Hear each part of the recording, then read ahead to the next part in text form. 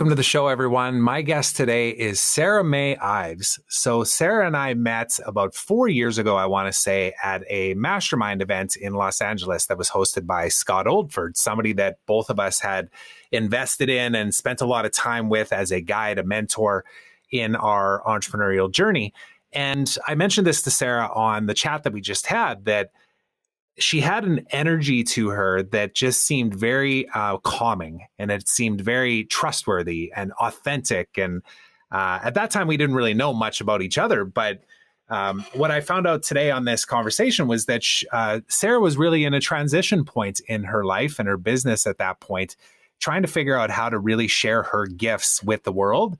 And quite frankly, not even, have the skills to do so, but more just the belief that it was possible. And that was one of the things that she got from that. And it was just really great to reconnect with her, because what she's created since that event is a program, a mentorship program, a community for primarily women. She did mention that there is a handful of brave men that are also part of her program, but she really positions her offering towards women, knowing that she has a background as a mom, as a single mom, having gone through the challenges of relationships and everything in between, raising young kids, and knowing that she ultimately wanted to be in control of her own destiny, her own finances, her own ability to live the life that she wanted to live. And that's what she does now in supporting other women to do the same thing. And it's primarily focused around ad management, or like the different ad platforms, Facebook being the primary one. And I believe there's a handful of other ones that they focus on as well. But I felt like this was a really well-timed conversation, knowing that we're moving our family down to Costa Rica. And I get a lot of questions from people, and not even questions, but just statements of, oh man, that'd sure be nice to live down in paradise and be able to work still. I don't even know where to start. This is why I want to introduce people to Sarah, and especially the women that may be watching this, because of course there's women watching this. Why wouldn't there be, right? Because this is somebody that you want to follow. This is somebody that you, I think, will feel an instant connection to. And Sarah brings a wealth of knowledge of not only the skills that a person would need to develop to be able to create that reality for yourself, to be able to up and quit your job and start doing this as a means to make money and create impact in the world, but then also how to face all of the challenges that you will face along the way, because there will be many, including how do you sell your services? What do you price it at? Who do you turn to when you have questions where you don't even know what question to ask, but somebody's got an answer because they've been where you've been? Sarah is one of those people, and the community that she's built is truly incredible. In fact, I met a bunch of those people because I came and did a presentation and a talk to her community a number of months ago here now. But yeah, I just am really looking forward to sharing this one with the world. She is one of the change makers that I believe will empower more women to truly live their best life and to take control of their own destiny and their finances. And yeah, you get to meet Sarah now, and I think you're really going to love it. So let's go ahead and give it a listen.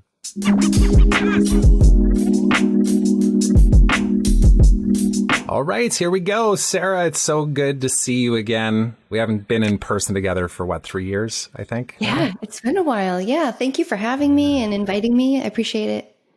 Yeah, of course. And that time, of course, I don't know about you, but it felt like it just went by like that. The last time I saw you was in California. Yes. In LA, actually, which was a fun time, actually. Yeah.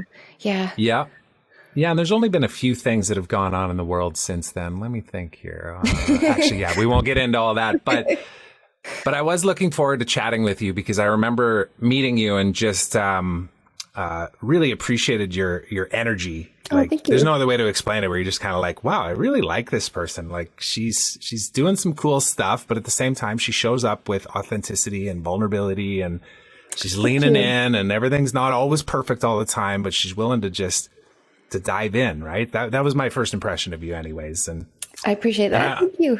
Yeah, of course. And I'm curious to chat with you here and really have the discussion around what's transpired since then, but then even what brought you to this place too, because the purpose of me creating this podcast is to just have inspiring, interesting conversations with people that I admire. And you're one of those people. And I think there's a lot of stuff that you could share here today, I think, that would help a lot of people. So I'm looking forward to this. Thank you so much. Yes. Yeah. And I'll get you to introduce yourself real quick here too, because everybody always asks me, beforehand too. Like, do you need my bio? And I always say, no, I don't need your bio, because whatever your bio is probably a manufactured version of who the person thinks they should be. True. I want the truth, you know? True. Who are you? Yeah. And really quick, but there's a quote by Brene Brown I always start with just to ground everybody in that thought, which is, one day you will tell your story of how you overcame what you went through, and it will be somebody else's survival guide.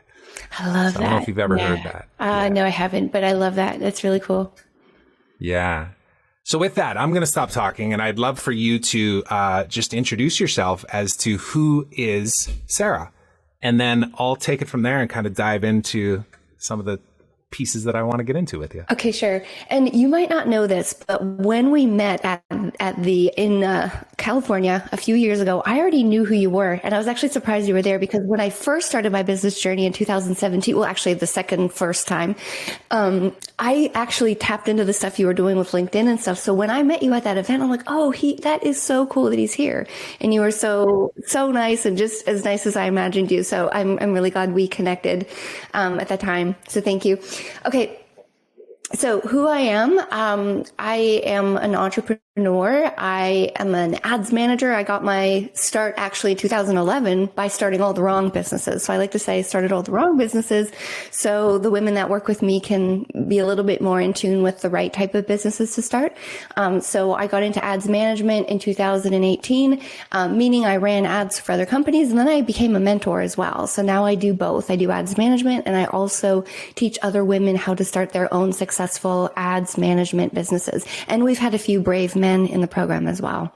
So, Yeah, I've had the pleasure of meeting a number of them before too. They were sponges for information. They were just there to try and figure out this whole digital world that we're living in here. And many of them were kind of just starting out. They were taking a leap of faith almost, you would say, you know, like, who would you say is the typical person that comes to you and works with you now as a mentor and in the programs that you have? Like, what does that person look like? Well, it's definitely women who want to live life a little bit differently. So someone who wants to get started with a business, a little bit unsure about what to start. I also help women that have already started businesses that may not have taken off, and they're struggling to get traction. So those are the two most common groups of people that I work with in terms of helping them get traction and momentum and identifying the levers they can pull to actually get successful and quit their job or be around more for their family, and honestly just get enough resources to be able to do that, and to just truly help people in a valuable way. Mm-hmm. Yeah. And I want to dig into the why side of that, because I was looking at some of your content and even how you've positioned yourself through your website and all that kind of stuff. And sure, there's talk on there about the tactical things of like, these are the skills that you need to develop and how to go and get business and create this new life for yourself. But ultimately, there has to be an underlying why. And I know both of us have been down that journey. That was partially why we were in California, was to figure out some tactics and then realize like, oh, this is actually much deeper than just all of the functions of a business, isn't it? We're still human beings with emotions and all kinds of things that will stop us right in our tracks if we're not attentive to it. And yeah, absolutely. Yeah, for sure. And so on that note, let me back it up a little bit, because you said you started in this space in like 2011. What got you into this online space? Like, what were you doing before that? And what was the trigger event that said, I'm going to go and figure this out? Sure. So I went to school for years. I got a master's degree in anthropology, one of the most useless degrees. It's very interesting, but kind of useless for getting a job. And I basically did that because I didn't, yeah, I mean, I loved it, but I also truly just didn't want to go into the boring, mundane adult life of just working at the office. My parents were entrepreneurs, but they pushed me to get an education and to get a good job. And I got that and hated it. So I actually worked in a hospital for close to a decade, in the research department, doing research, coaching people to reduce the risk of heart disease. So I hated it. I liked components of it, but overall, I just found myself filled with dread. And the way that I was going to get out of it, or at least have a break from it, was I got pregnant with my husband at the time. And he and I had this agreement that I would actually stay at home for at least the first few years and then maybe go back to work part-time when my son started school. But 3 weeks after my son was born, he told me he was leaving, and I was faced with divorce. So that idea of being that hands-on stay-at-home mom was suddenly taken away from me. So that put me into overdrive. And I was like, okay, I got to do something. I cannot be going to work, for 10 hours a day, going to pick him up from daycare. And it just like kept me wide awake at night with anxiety, thinking I would spend more time at work with my coworkers than I would see this new human being that I had created. So, that's how it all started. And I got into the online business space. I watched Marie Forleo in her really early days on her channel. And I was like, boom, I'll start my own business. Yes, this could be the golden key to freedom. That's not how it went, of course. Yeah, it typically doesn't. I know I have a similar journey too. And it's funny you say that too, because I remember back in the 2009, 2000 to 2012 kind of days. And you think of like Gary Vaynerchuk and Lewis Howes and stuff, who I worked with for a little bit back then. But everybody was still just trying to figure it all out, and they were just kind of launching things and gaining followings. And there was this army of people that didn't necessarily even know each other. Like, we didn't know each other, but we were down the same path of there's got to be another way here. Maybe somebody has cracked this nut before and figured it out, so I can not maybe eliminate the mistakes along the way, because it's part of the journey, right? But maybe make a few less mistakes along the way and make it less painful. Exactly. Yeah. And what's fast forwarding past then too, when we met in 2019, I want to say, maybe 18 even. Where were you at that point? Because you and I both came to that weekend with an understanding that Scott Oldford was going to present his, I think it was the 6 pillars of business over the weekend. And it was speaking to all of these areas of like marketing and finance and operations and all of this stuff. And I'd be curious, like, where were you at with your business back then? And yeah, what did you take away from that weekend? And then we'll talk about from there till now. Yeah, that was an amazing weekend. It was during the transition. So at that point, so what happened with my other business, the raw food business I did for 5 years, realized it was tough to make money. I quit that, went back to work, got my life back, met someone else, and then deja vu happened. I got pregnant again with my daughter, who I was ecstatic to have. But then again, it was the panic of like, how can I send her to daycare? And I didn't want to do that. So I got back into let's start another business. Only this time around, I'm like, I'm not going to make the same mistakes I made last time. But I kind of did, and then I quickly didn't. I hired someone to run my ads. And through hiring her, and by the way, she ran perfectly great ad campaigns, but what I was selling, people didn't really want, at least at that time. I think at that time I had a copywriting business, and it's tough to get started as a copywriter and get paid well to do it. But I had hired her to help me with those ads, and I realized the value of what she did for me. And through that experience, I'm a practical person, and I was like, you know what? I am having so much trouble getting this copywriting thing going. Why don't I just do ads management to pay the bills until I can go on with that? And I fell in love with ads management once I started doing it. So at the time we met at the event a few years ago, I had already been doing my ads management business for a couple of years at that point. I'd quit my job. I was making really decent money every month. I had built a small team of just 1 or 2 people at that time, 2, I think. And at that time, I'd been doing it a couple of years. And as an entrepreneur, you're always evolving. And at that point, I was like, well, I like what I'm doing, but I don't see myself having an ads agency with, 15 employees and 50 clients. I want to diversify a little bit, still do the ads management because I love it. It's my bread and butter, but also get into a different space. And that's what brought me to Scott's event where I met you, and he really opened my eyes to the possibilities and led me down this path of where I am now. So I'll forever be grateful to the work I did with Scott. Really amazing. Yeah. Was there anything from that weekend that really stood out to you as far as those 6 pillars that he spoke about? Was there any one thing maybe where you were kind of resistant to and thinking, ooh, I know I need to lean into this one, but I don't like it? Does anything come up for you? Yeah. Honestly, It was more like the imposter syndrome that I was dealing with because I had been in the ads management space for so long. And when he said to me, well, why don't you try teaching it as well? My first reaction was like, God, no, I couldn't do that. I mean, yes, I'm an ads manager. Yes, I've run $1 million campaigns, but how could I teach other people? And he's like, well, how could you not? You've had some great success.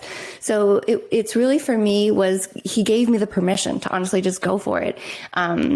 And so that was life changing, obviously, because I was like, yeah, I guess I could. I mean, why not? So, and that led to today where I'm super grateful. I didn't listen to those little voices that said, oh, you can't do that. Oh, you're an imposter. And I just went for it. So. Yeah. Yeah. There's many moments like that along the journey, isn't there? And they don't ever seem to go away. You just get a little bit more adaptive to moving through Correct. it or Yes. not listening to that voice. Totally. Even when everything around you might say that you're being crazy too, like it's challenging when people are in their lives and they have family or friends or whatever that are saying, are you really going to go do that? You have kids. Yes. Have you experienced that along the way as well? Oh my God, so much. I mean, not just with the second business that's been successful, but even with my first business, 5 years of slogging away at, doing raw food classes on the weekend. I like to say for many years, I was like the family joke. I actually am very fortunate to have a really supportive family, but my extended family, like I was the family joke. Like what business is Sarah doing now? Is it the raw food, the health coaching, the Reiki coach, the this, the that, the copywriter? Like what's she up to now? So I dealt with that for a long time, and it was tough, but like you said, you get kind of used to be calling crazy. You get used to being called crazy. So, well, I may as well keep going. And truly, it's like an urge that would never go away. As much as I tried to just be like, just be happy with what you have. Just go to work. Just enjoy those petty spats at work, like with people stabbing you in the back and having a boss that's super mean to you. Like, just get used to that and be grateful for the good things. But I could never do that because fundamentally, I know now I wasn't meant to deal with that. I just, there's something more. So those are the people that I like to help too. They're like, I feel like there's something more and I just don't know how to get started. Yeah. So let's talk about that, what you ultimately created in, around that time and the community that you've built and the support that you provide for people and what it's creating in their lives as well. Maybe just speak to that. Like, what does this look like? And the perspective that I want, you to come with on this too is, I have family members or friends even too, who will say adamantly, well, I can't do that right now because of all the things you just said, right? It's like, well, the security of the income and, well, I don't even know where to start and who do I trust? Like, it seems like there's so much information in this world. There's a million guides and mentors and coaches you could ultimately attach yourself to. What does that look like for you? And what has it created for the people that you've worked with?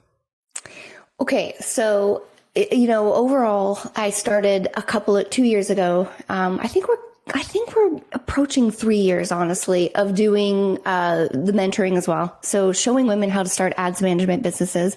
Now we've had over 1,000 women join the program. The community is something that it's gone beyond my wildest dreams in terms of how well the community, like I didn't know the program would be such a big success. But then on top of that, I had no clue in the world that I would meet so many amazing women. And I think in the way that I wish I had had this community when I had started, because I think I would have succeeded much faster, because I do believe, in addition to having the right tools, you cannot get far unless you have people that are, encouraging you. Like the first ads management client that I got, I pitched like a $12,000 contract. It was $6,000 USD for month one, and then $2,000 each month thereafter with a 3-month contract for the client. And I remember at that time, I was like, oh, I can't charge that. Like that seems like a ridiculous amount. And I was just speaking to like an online friend that I had met, Craig, through the program that I had taken. And he's like, just ask 6,000. I mean, you have nothing to lose. She says, no big deal. And I was like, you know what? You're totally right, Craig. I'm going to do that. Go back to the call. I pitched that. And she said, yes. And I fell off my chair. I'm like, oh my goodness. Like, so that's the power of people believing in you. And if he hadn't have said that to me, I wouldn't have done it. I probably would have undercharged or maybe not pitched at all. So I really feel like the community is really an essential as getting started in as a business owner. Even though honestly, there are a lot of entrepreneurs in the world, it's not really the norm right now. So it's important to surround yourself by people that have the same goals, dreams, desires. Another thing I wanted to share is, growing up, I wanted to be a doctor. And my dad always said, Sarah, you know what, do something a little more practical. Be like a teacher. He really wanted me to be a teacher, even though I wanted to do something like be a doctor.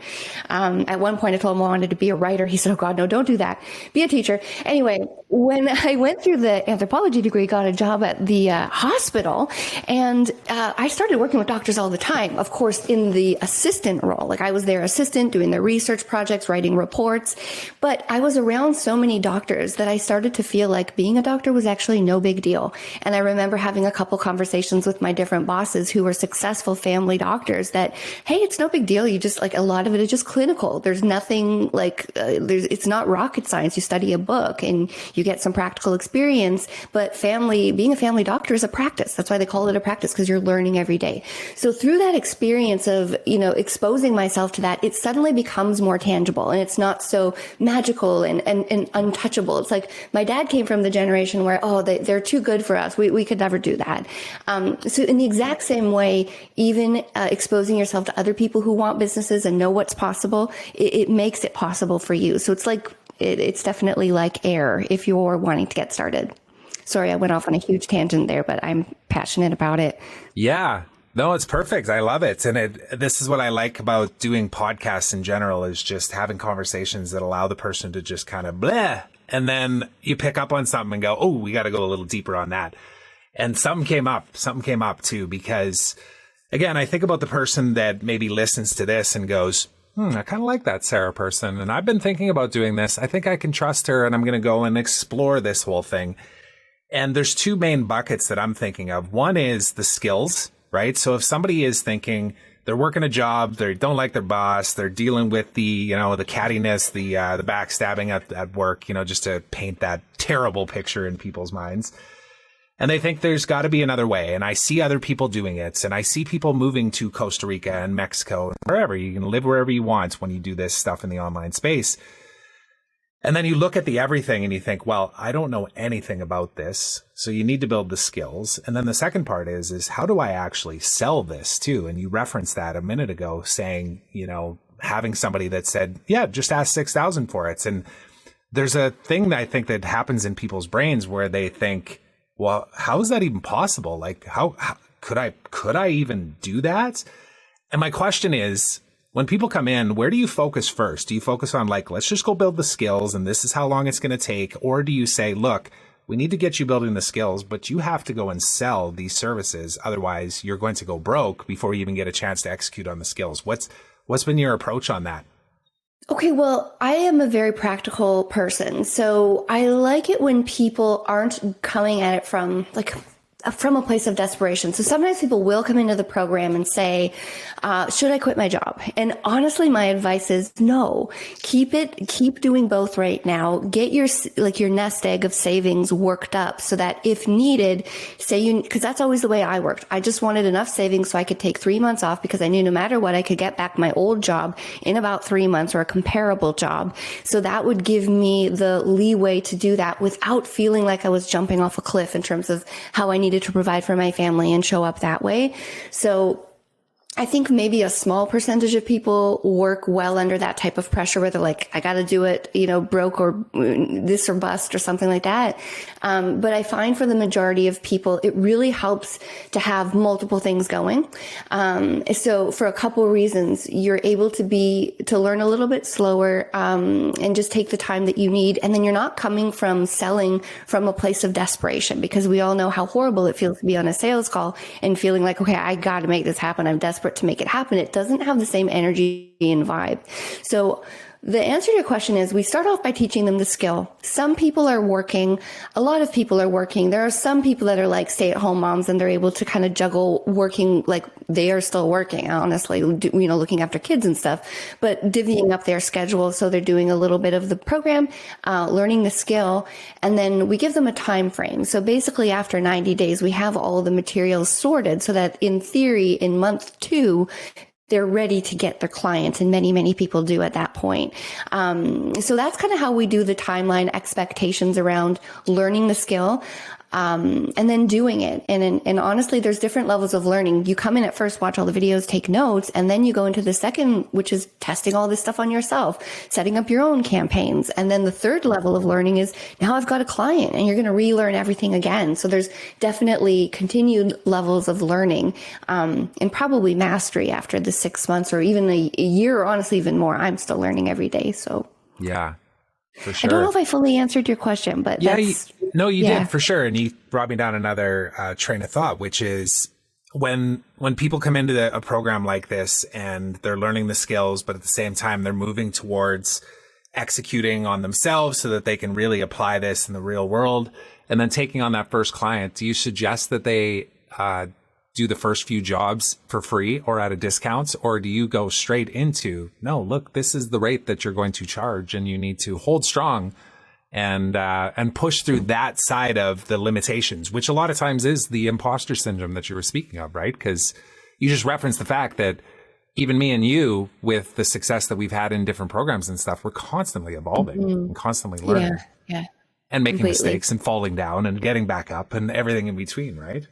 Exactly. Yeah. The short answer is no. We've had a lot of people in the program immediately charge the proper rate. And I think the key is tapping into a community, because the women that are in my program, we literally meet several times a week. Like, they have direct face-to-face. I know their names. We work on the ad accounts all the time. So because they're tapping into me and the support, I feel in good faith that they should charge what their worth is, because the work they're doing is not just bumbling around and figuring things out. They're also investing in support and a team, so that we can help them to navigate those issues and to fix any things that come up. So what I'm saying is, even though, yes, many of them are beginners, the work they're doing is still immensely valuable. And if they run into any hiccups or problems, they've got me, and I will hop in and help them figure out how to make things better. So there are some people, though, who have a lot of networking opportunities, and they will get started at a reduced rate. And by the way, I never recommend people saying that they're, if someone, they should always disclose where they're at in their journey. I never tell them not to. That being said, you still know that what your worth is, in terms of the value that you provide. So overall, yes, they can charge right away. There are some people that have maybe networking opportunities, and they do offer it at a bit of a reduced rate at the beginning. But many people don't even have to do that. It's really just in knowing the right sales process to position you as the authority, and knowing that you absolutely have the skills to help. Even the sales process alone that I teach the students in my program, it's like a 30 question checklist. And most business owners that are on the calls with us, they've never heard some of these questions before, like simple questions like, what's your average order value? What's your average customer lifetime value? All these questions are questions that many people haven't even thought of from a business perspective. So it is a little bit humbling for business owners when they do hop on the call and they get asked all these questions. They're like, don't know that. I'll get back to you on that. Okay, great question. I'll get back to you on that. It's like, so we still have a tremendous value even as beginners if you're, investing in a program that teaches you to do it properly and you have support. That's my opinion. Yeah. I referenced earlier that I wanted to talk about connecting to your why, and I do want to understand what you do with your students too on connecting them to the why. So it's not just a money thing or just I want to leave my job thing, because those make up pieces of it, of course. Like, you can't ignore it. It's like, yeah, of course, you want financial freedom and you don't want to have to answer to anybody. That's why people become entrepreneurs. But maybe speak from your own perspective. How has your why evolved over the years, and where is it right now? What do you see for the vision for the future as well? There's a lot. I asked a lot of questions there. Yeah. Maybe start with the why and how your why has evolved over time. Of course. And we do, for all the students, the first thing they do is they fill out a questionnaire that says, what is your why? And they submit it to us. So we have it on file.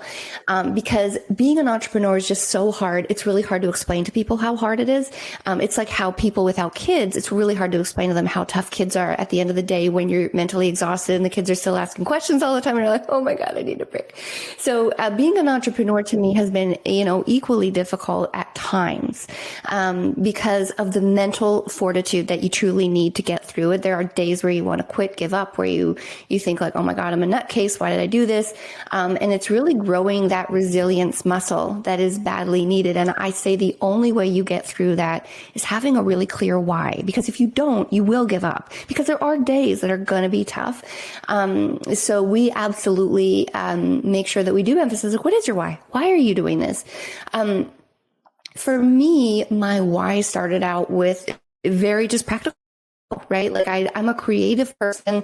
I wanted to be more creative and get paid to do that. And then when my ex-husband left, I was just really wanted a practical way to make money so that I could have more time with my family.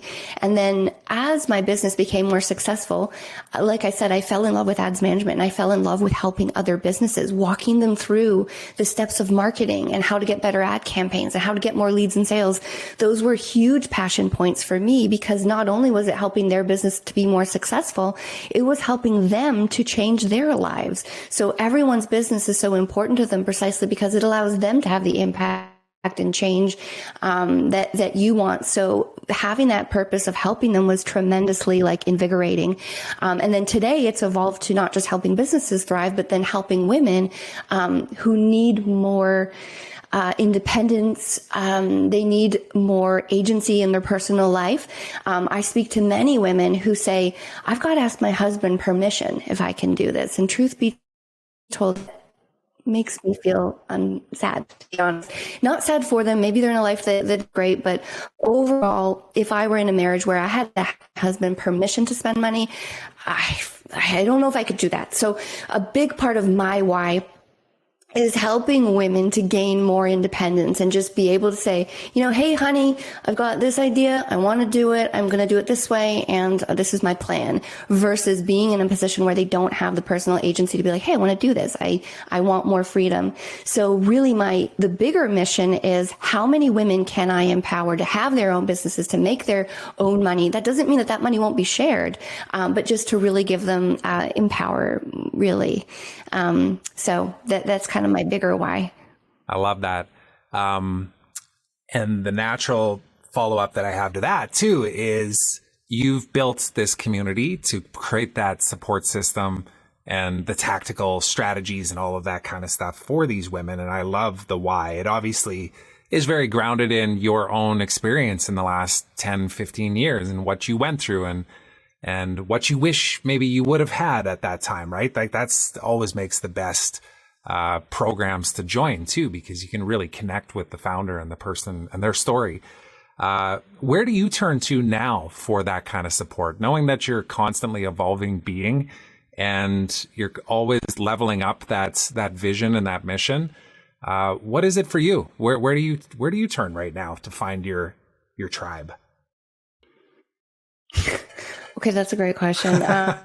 With the events in the last couple of years, previously we were tapping into events like Scott's event, and truth be told, I'm just kind of getting back into that, but it has been a big gap in the last couple of years, not being able to travel, go anywhere.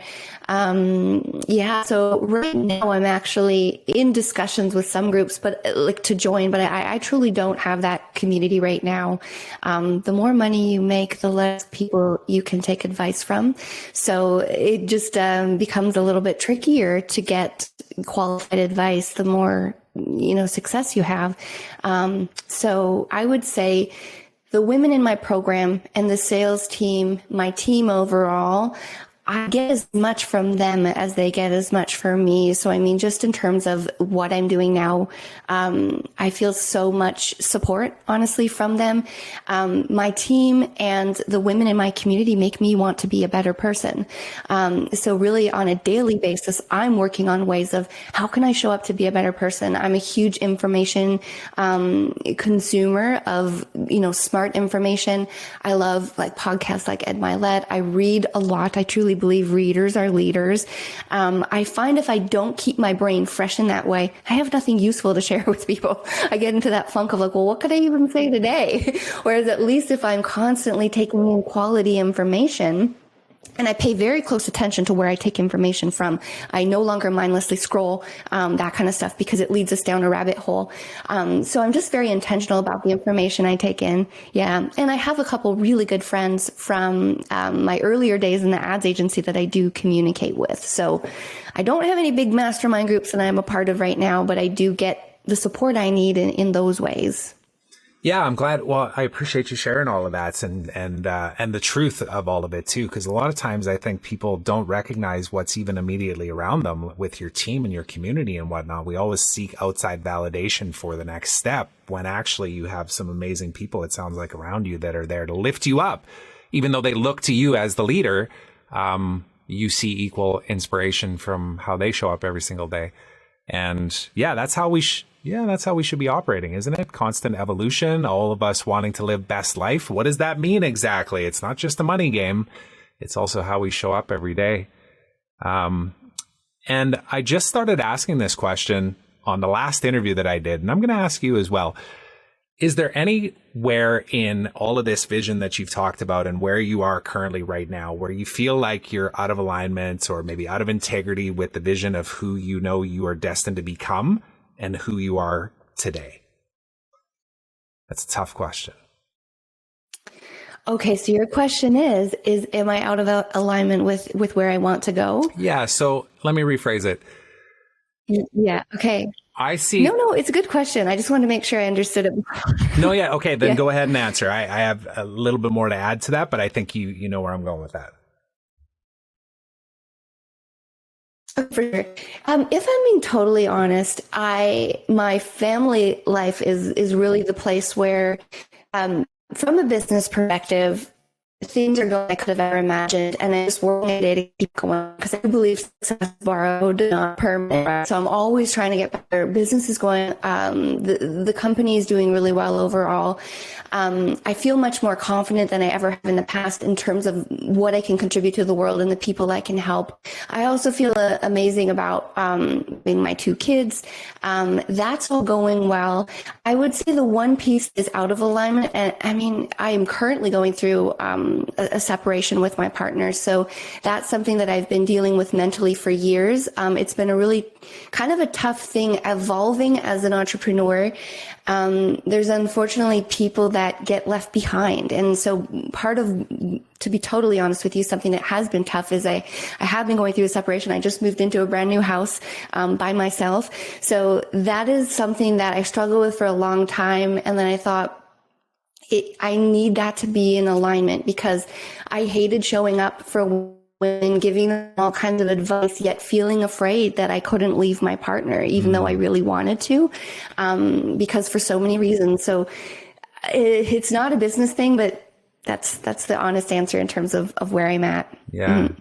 Well, I appreciate the vulnerable honesty in that share because I truly believe, and it's another reason why I'm doing this podcast is, it was always kind of grounded in this idea of the truth. Let me go seek the truth. What does that mean exactly? And it's brought me down many a rabbit hole, not only on the business side of things, but also even in questioning, like, what is death? Like going really deep, like, what does it mean when you die? And then you're like, religion and spirituality. And you're like, oh my God, do I really want to do this?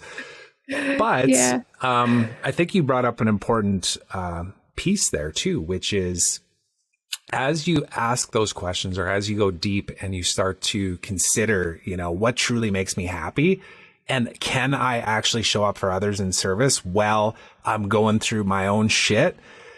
That is the most important stuff I believe that we can be doing, is to just vulnerably be honest about it and know that yes, you still have to run an efficient program and you still need to support people and get them results and all that kind of stuff. But they ultimately want to know you're human and you have your flaws too, and that you're just trying to figure it out like the rest of us. And I think that's what people are looking for in that authenticity is to speak the truth and know that it's another phase and not everybody will go with you. That was the big thing that I heard you say, is that not everybody will go with you. And that's really scary for people sometimes, especially if they're sitting listening to this right now, watching this at 10 p.m. at night. I'm going to paint a picture right now. Somebody's sitting on their couch watching this at 10 p.m. and they're thinking about how much they really want to leave that job. And they're like, I really like this Sarah person. I can't talk to my husband about this. He needs to approve all the finances. And they're at that point where they just make a decision saying, no, I'm going to move in this direction and know that my life will probably never be the same again. And there's two ways to look at it. One, like, oh my God, my life will never be the same again. Or like, oh my God, my life's never going to be the same again. This is incredible. And lean into it, right? But it's scary and it's painful and it hurts along the way. It's true. It can be. I mean, I look at it, it's not even a result of just business alone. It's almost like, you know, how we go through seasons with friends as well. Like when you've got kids, when your kids are this age, you have these friends and then you move through. So part of it is just honestly the natural evolution of life. And even if I weren't a business owner, I do think, yeah, hard to say. But overall, I think the take home for the people that are scared is that it doesn't all happen at once. It's an evolution. And here's the best analogy I can give you. When divorce happened, when my son was super small, I was seeing a counselor who's super helpful. And she said, I said to her, I'm so afraid of raising a teenager. I can't do that. Like, I'm just terrified at night. I could never raise a teenager. And she said, Sarah, I totally get that. Do you think 10 years from now, you might be able to raise a teenager? I was like, yeah, that totally makes sense. So don't feel like so overwhelmed. Exactly. Don't feel so overwhelmed that, say, some people do come in your life and other people leave. It's not something that all happens at once. And as we go, we get more tools and we're more equipped so we can make the big, brave changes that we were afraid to make when we were in a different place. So I would say it's just been overall really empowering. So, yeah, it's been a blessing. Yeah. Mm-hmm. And really quickly, I didn't even ask you, you're in Toronto right now, aren't you? I'm in Ottawa, actually. Oh, you're in Ottawa. Okay.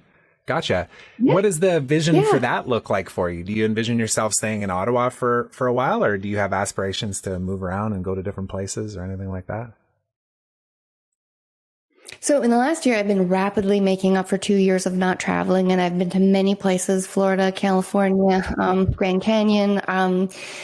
I absolutely do want to relocate. Now I'm in a special position where I share custody with kids. So I can't just up and move. If I could, I actually would. I'd do the Costa Rica thing like tomorrow if I could.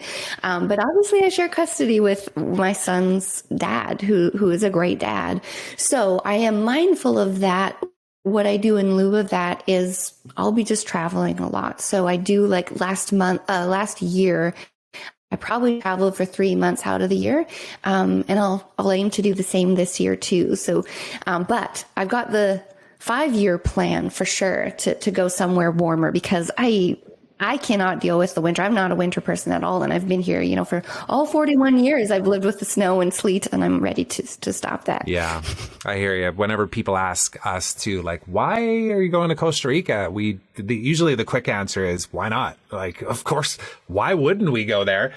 But then the longer answer is, the winters have I left Saskatchewan 12 years ago because I was like, I can't handle these winters. I'll at least go to the West Coast and try and find a milder winter. But every time I've been down south, like to Mexico or wherever, I always think, why am I leaving? Like, why can't I just build a life that puts me here permanently? And I remember asking that question like 14 years ago, and then just moved in that direction, knowing that I didn't even know exactly how to make that happen. I just knew that I needed to surround myself with other people that had similar aspirations. I needed to find people that had been there and done that. I needed to listen to their advice, but also trust my own intuition to know what's right for me, because nobody ultimately has all the answers for you. You got to figure out a lot of this stuff on your own. And yeah, I'm just grateful that I got to meet people like you along the way too, because we're doing some cool stuff. And ultimately the why is very grounded in trying to help other people live their best lives too. And that's my last question that I have for you actually too, is what is the one thing that you're most grateful for right now in this moment? Okay, that's a big question. I am grateful for so many things. I think the number one thing is just the number of people that believe in me and that have allowed me to help them.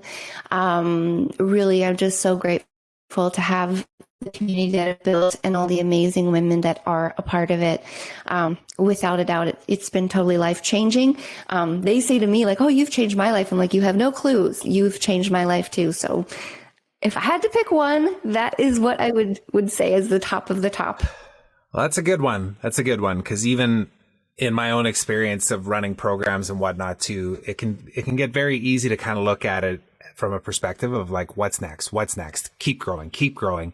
But to actually step back and just be grateful of all the people along the journey that have supported you and didn't even know it to get to where you are right now. It's a great acknowledgement. Mm-hmm. I love that one. Totally. Yeah. I mean, that's a really important point, though. As entrepreneurs, we get ideas all the time. I've had many ideas in the last, few years. I'm an idea person all the time. I'm sure you are too, right? The way success is had, though, is it's without a doubt. You've got to focus on what's already working.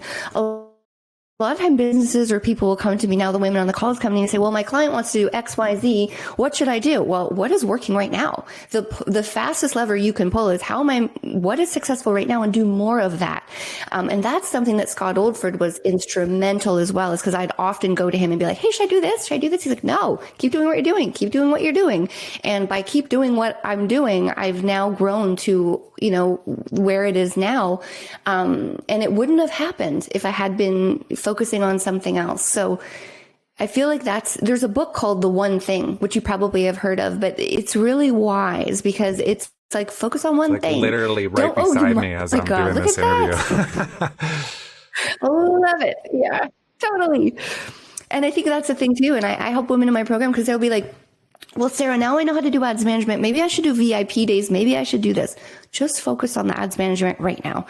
Get some clients, get some traction, get some savings. And then you never know what will come years later. But that's one of the best things that you can do is obviously the focusing on the one thing. Yeah.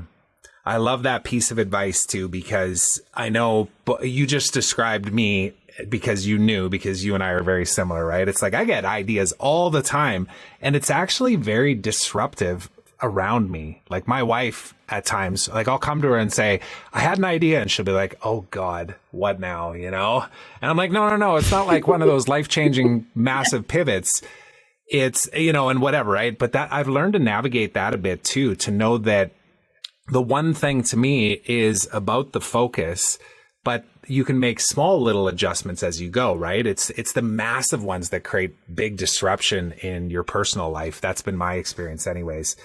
Like the redefining of self and all of that kind of stuff. But I'm glad you said that though, because I think it is important, right? There's a lot of shiny objects out there, and there's a lot of maybe looking at somebody else and going, ooh, that looks like it's working really well. Maybe I should. And when you have people that can go, yeah, no, that is really shiny. Hey, but like, just get back over here. This thing right here is working. And you said you needed to get to 15K a month to create freedom. So let's get you to 15K. And then you can go do that little side project thing. Yeah. And a lot of times it's self-sabotage. They don't realize it, but they're afraid of putting themselves out there. And they're like, as a distraction, the brain is like, oh, wait, maybe I'll do this and that. And maybe I'll work on my logo. Maybe I'll make my website look a little like I've had some women, they're taking 9 months to do their website. And I've done this too. With my first business, the raw food, I learned WordPress. I built my own website. It took me like a year. Like, did that move the needle in my business? Not at all. But it was a very effective distraction from getting me to just do the work of putting myself out there and just doing something and just going for it. So spitting the truth. Yeah, it's a huge component. Yep. No, and the other thing I want to mention. Yeah, please. Oh, sorry. No, I'm done. You go ahead.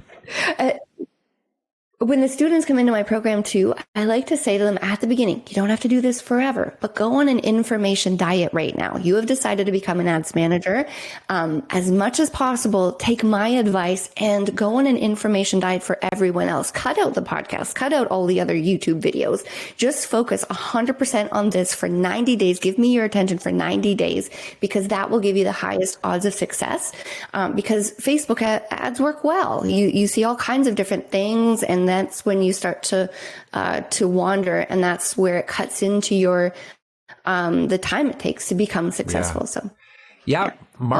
All related to the bigger point. Totally. Yeah. Marketers are really smart. As soon as you dive into this world and you commit to Sarah's program and you still watch the feed or look at stuff, the algorithms are going to feed you why TikTok is actually where you should be and Facebook is dead or YouTube is you know what I mean? Like it never ends. Totally. But that focused commitments in one direction, knowing that this isn't a lifetime. You can pivot later, but there's some foundational skills that you're teaching these women and a handful of brave men, as you described it. And I think it's incredible. And I feel grateful to be able to be a part of helping just spread the word on this, because that's ultimately what I believe I'm here to do too, which is just amplify the impact of the people that are making change in this world. And if you can help more people create that independence for themselves or come hang out with me and my family and our kids down in Costa Rica, then I'm all about that. That's why I'm here. So this is a piece of it. Oh, I'd love that. I'd love that. Yeah. I'd love that. If you guys were ever to do that, I would totally come. So thank you so much for your time and everything. Absolutely. Yes. We will see you down in Costa Rica. So before I let you go, though, tell everybody how they can connect with you, find out more about all the stuff we were talking about, and that first step that they should take in order to figure out how this can actually be real in their life as well. Oh, of course. So I have a ton of resources on my website, sarahmaeives.com. It's with an H, and Mae is MAE, Ives.com, how it sounds. Do you remember Alicia that we met in California? Yep. I've actually worked with her too, and she coached me through writing a book, actually. So I do now have a book that you can either buy a hard copy on Amazon, or you can go to my website. It's called The No Fluff Business, 90 Days to More Money, Freedom, and Success. And you can also get a free copy on my website if you go there as well. So that's sort of how you can learn a bit more about my journey. I've also got free guides, everything on the website as well. Or I'm on Instagram a lot, Sarah Mae Ives, and Facebook, TikTok, everywhere, YouTube. Awesome. I'll make sure to link all that up. And I did notice, Thanks, I did notice that you wrote a book and it came out at the end of last year. And I was going to ask you, how did you get that done? Correct. And because Alicia actually came with me. I invited her to that event, at Scott's event there. Oh, that's so cool. Oh, you guys knew each other. Okay. Yeah, I've known her for about 8 years. We did a leadership program together where both of us showed up with resistance and kind of like, I don't really need this work. I'm doing just fine. And then we just kind of broke all of those preconceived ideas of who we were supposed to be and started showing up in a different way. And it's been awesome to see her growth. And that's amazing. I love the fact that she supported you on that book as well, because it's another piece of the puzzle to get it out to the masses and have people just wake up and realize that, hey, you can have a different life if you choose to do it. And just pick the right guides. And I am here to say that I highly advocate for you. So I will make sure that this gets out into the world. Thanks, Trevor. All right. Thanks so much, Trevor. Thanks for doing this. And I look forward to seeing you in person one of these days. Yeah, I look forward to it. Whenever you have a mastermind, I'll be there. Costa Rica. Here we go. All right. Thanks, Sarah. Thanks so much for listening to this episode of The Trevor Turnbull Show. I hope you enjoyed it. And if you did, please consider subscribing on my YouTube channel, as well as on your favorite podcast platform. So until next time, remember, today is a beautiful day of opportunity. Trust that you are exactly where you're supposed to be. So be grateful, be curious, and be brave.